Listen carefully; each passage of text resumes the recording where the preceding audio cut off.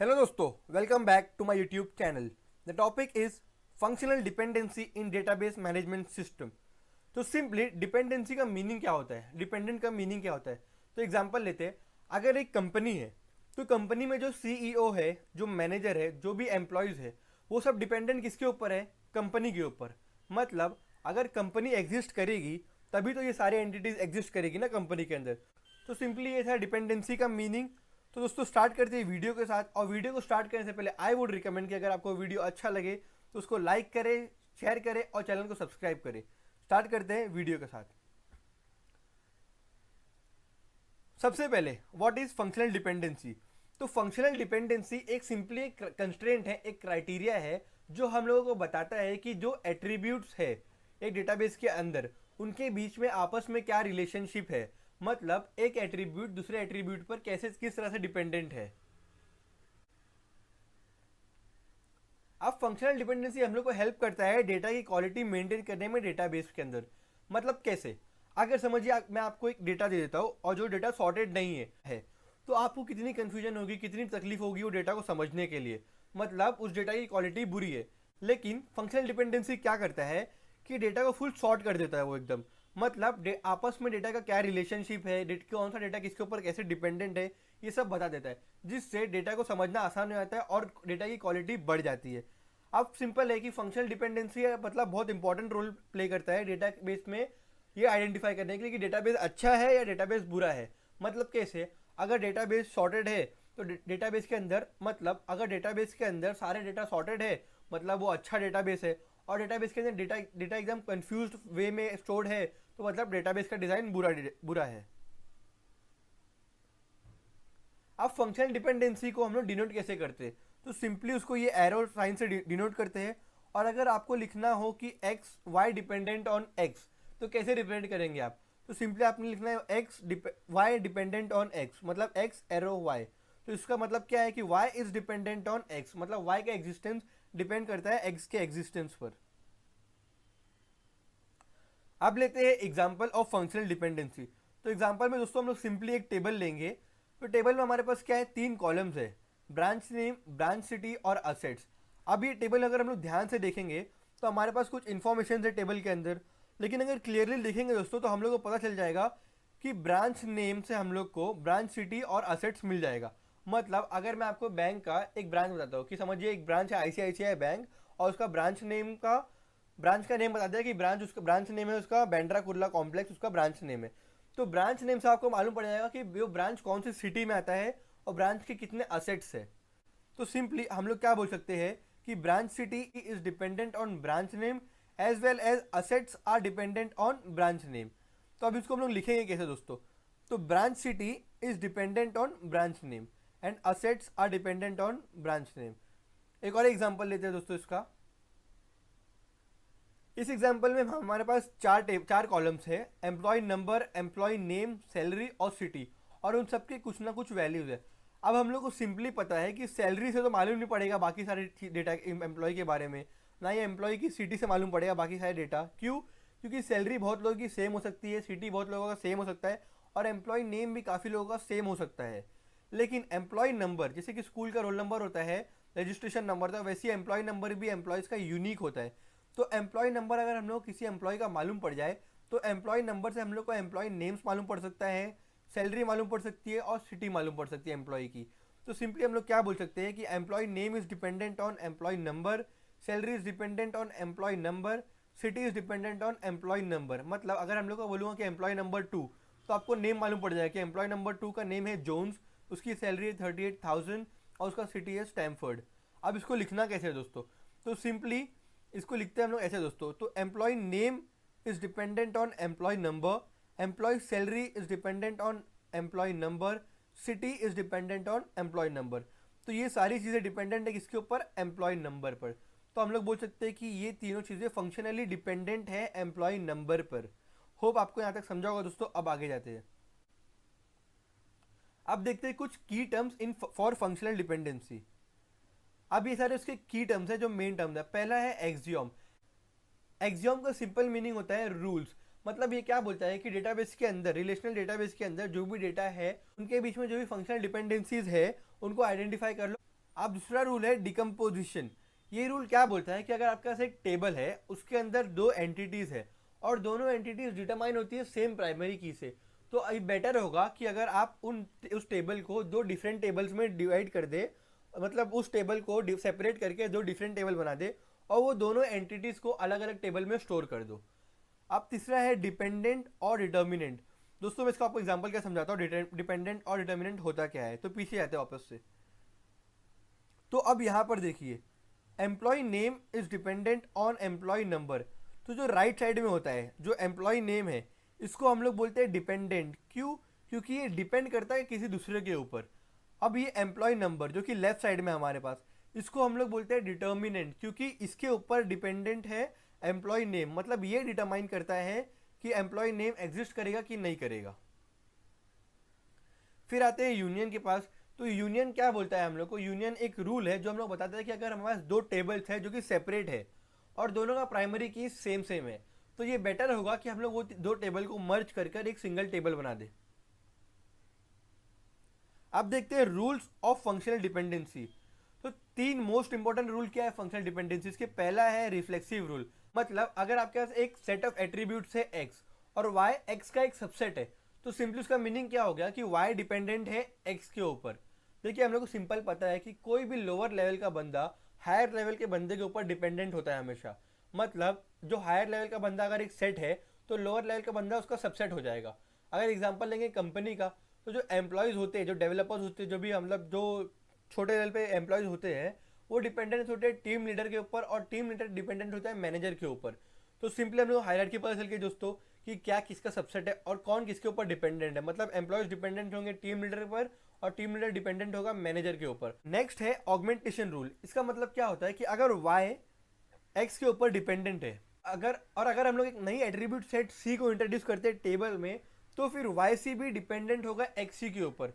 इसका मतलब रूल का मतलब क्या है दोस्तों कि नए एट्रीब्यूट्स आप इंट्रोड्यूस करोगे ना टेबल के अंदर, तो उससे बेसिक डिपेंडेंसीज चेंज नहीं होगी। अब लास्ट रूल है ट्रांसिटिविटी रूल। ये अलजेब्रा जिसने भी पढ़ा होगा उसको पता होगा ट्रांसिटिव रूल क्या होता है। इसका मतलब क्या होता है कि अगर y डिपेंडेंट है x के ऊपर और z डिपेंडेंट है y के ऊपर, तो सिंपली मीनिंग क्या है, z डिपेंडेंट है x के ऊपर। तो इसका एग्जांपल है जो दोस्तों, अभी जो एम्प्लॉयज़ है उसके ऊपर होता है टीम लीडर और उसके ऊपर होता है मैनेजर। अब एम्प्लॉयज़ डिपेंडेंट होते हैं टीम लीडर के ऊपर और टीम लीडर भी डिपेंडेंट होता है मैनेजर के ऊपर। तो सिंपली हम लोग ट्रांसिटिव रूल के हिसाब से क्या बोल सकते हैं हम लोग कि employees are indirectly dependent on manager. दोस्तों ये था rules of functional dependency. Hope आपको समझा होगा। नेक्स्ट जाते हैं टाइप्स ऑफ फंक्शनल डिपेंडेंसी। तो बेसिकली इसके चार टाइप्स है दोस्तों।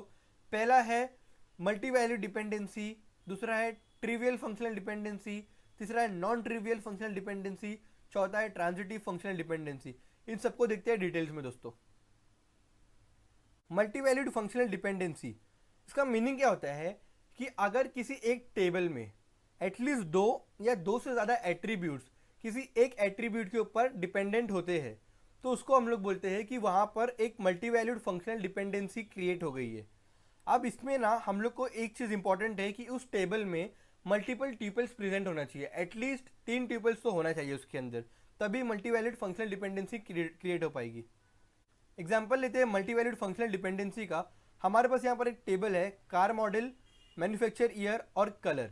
अब सिंपली यहाँ पर उसकी कुछ वैल्यूज़ है। अब कार मॉडल में दो एट्रीब्यूट H001 H001 की दो वैल्यूज़ है यहाँ पर, और सिमिलरली H005 और H005 की दो वैल्यूज़ है यहाँ पर, और H010 और H033 की सिंगल वैल्यूज़ है। मतलब यहाँ पर एक एट्रीब्यूट की दो वैल्यूज़ है। तो अगर हम लोग इसमें ध्यान से देखेंगे दोस्तों, तो हम लोग को मालूम पड़ेगा कि मैन्युफैक्चर ईयर और कलर एक दूसरे पर डिपेंडेंट नहीं है, लेकिन मैन्युफैक्चर ईयर डिपेंडेंट है कार मॉडल के ऊपर और कलर भी डिपेंडेंट है कार मॉडल के ऊपर। मतलब ये दोनों एट्रीब्यूट्स डिपेंडेंट है कार मॉडल के ऊपर। तो हम लोग सिंपली बोल सकते हैं कि manufacture year and colour are independent on each other but dependent on car model. तो यहाँ पर दो कॉलम्स, जैसे कि हम लोग देख रहे हैं, दो कॉलम्स डिपेंडेंट है एक कॉलम के ऊपर। तो यहाँ पर क्या हो गया, हम लोग यहाँ पर मल्टी वैल्यूड डिपेंडेंसी क्रिएट हो गई है। मतलब manufacture year and colour are dependent on car model. इसको सिंपली लिखना कैसा है दोस्तों, manufacture year is dependent on car model, colour is dependent on car model. दो कॉलम सिंगल एक कॉलम पर डिपेंडेंट है, मतलब मल्टीवैल्यूड फंक्शनल डिपेंडेंसी क्रिएट हो गई है। फंक्शनल डिपेंडेंसी, तो सिंपली इसका डेफिनेशन देख लेते हैं। The trivial dependency is a set of attributes which are called a trivial if the set of attributes are included in that attributes. इसका मतलब क्या है कि अगर आपके पास एक फंक्शनल डिपेंडेंसी है y डिपेंडेंट ऑन x, लेकिन अगर y एक सबसेट है x का, मतलब समझिए x आपका एक सेट ऑफ एट्रीब्यूट्स है और y उसी एट्रीब्यूट सेट का एक सबसेट है, तो यहाँ पर कौन सी फंक्शनल डिपेंडेंसी क्रिएट होगी? Trivial functional dependency. तो x to y is a trivial functional dependency if y is a subset of x। Hope आपको ये समझा होगा दोस्तों, क्लियर होगा। अब इससे एग्जांपल देखते हैं। तो एग्जांपल में हमारे पास एक टेबल है जिसके दो कॉलम्स है, एम्प्लॉय आईडी और एम्प्लॉय नेम। इसमें कुछ वैल्यूज है एम्प्लॉय आईडी की और एम्प्लॉय नेम की भी कुछ वैल्यूज है। अगर हम लोग एक सेट ऑफ एट्रीब्यूट लेंगे, सेट एट्रीब्यूट सेट क्या है? एम्प्लॉय आईडी और एम्प्लॉय नेम। और अगर हम लोग चेक करते हैं कि एम्प्लॉय आईडी, तो एम्प्लॉय आईडी इसी सेट का एक सबसेट है एम्प्लॉय आईडी। तो यहाँ पर कौन सी फंक्शनल डिपेंडेंसी क्रिएट हुई? Trivial functional dependency. क्यों? क्योंकि एम्प्लॉय आईडी जो है वो डिपेंडेंट है इस सेट के ऊपर, और साथ ही साथ employee ID is a subset of this set, मतलब एम्प्लॉय आईडी इस सेट के अंदर भी एग्जिस्ट करता है।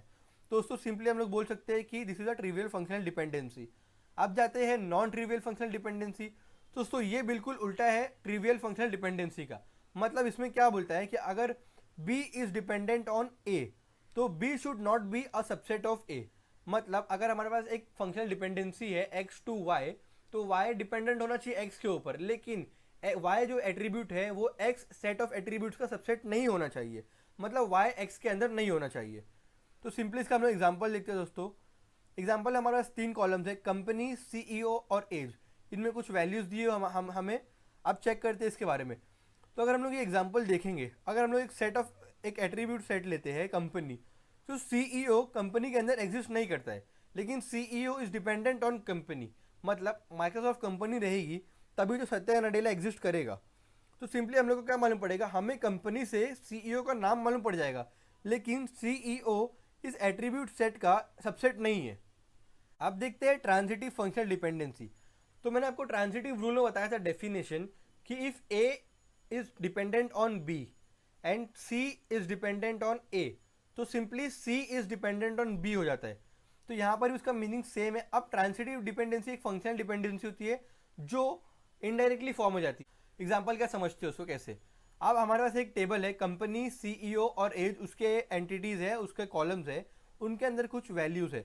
अब हम इसको ध्यान से देखेंगे तो अब CEO is dependent on company, मतलब कंपनी रहेगी तो हम लोग को मालूम पड़ जाएगा कि CEO कौन है।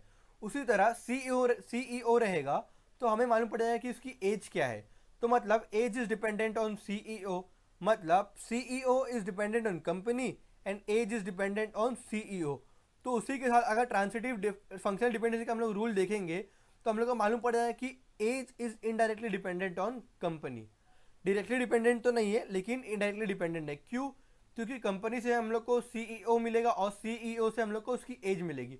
तो इसको हम लोग बोलते हैं कि age is indirectly dependent on company. तो यहाँ पर एक function transitive functional dependency create हो गई है कंपनी और एज के बीच में।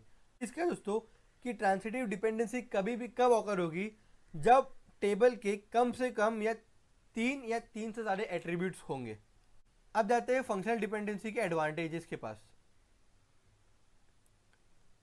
पहला एडवांटेज है functional dependency avoids data redundancy. मतलब फंक्शनल डिपेंडेंसी क्या करता है ना, सेम डेटा को रिपीट होने नहीं देता है डेटाबेस के अंदर। और डेटाबेस के कॉन्सेप्ट अगर आप पढ़ोगे तो उसका बहुत ही बड़ा मेन एडवांटेज क्या होगा हमेशा, कि डेटा रिपीट ना हो। उससे फ़ायदा क्या है कि कन्फ्यूजन नहीं होगी डेटा को स्टोर करने में, उसको मेंटेन करने में, और साथ ही साथ स्टोरेज भी सेव होगा। अब नेक्स्ट एडवांटेज है कि डेटा की क्वालिटी मेंटेन रहती है डेटाबेस के अंदर।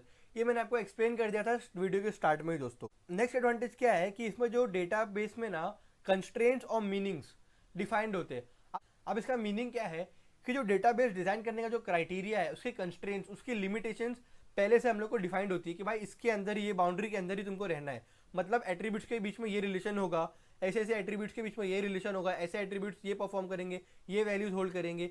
तो ये सारे कंस्ट्रेंट्स हम लोग को पहले से देके रखता है एक फंक्शनल डिपेंडेंसी के थ्रू। अब लास्ट एडवांटेज है helps you to find facts regarding database design.